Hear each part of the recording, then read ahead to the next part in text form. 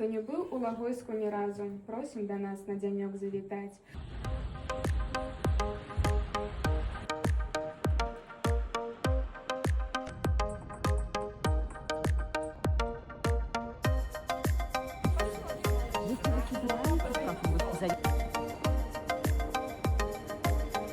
Очень красиво.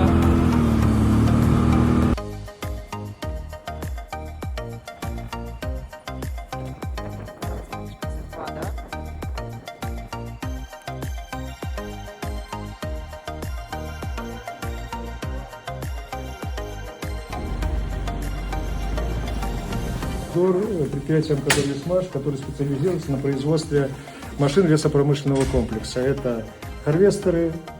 Знают все, что такое харвестеры? С чего изначально начинается вся машина, это железо, металл. Да? Поступил листовой металл.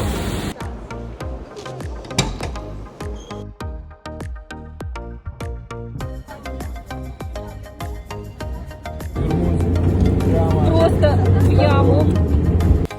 Привет, кабанчик.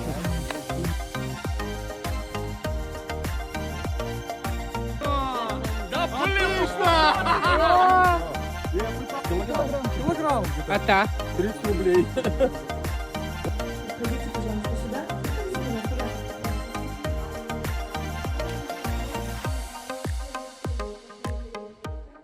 Наш раён называюць Каўказам. Дзе не глянь, у горы паўсюды відаць. Хто не быў у Лагойску ні разу, просім да нас на дзянёк завітаць.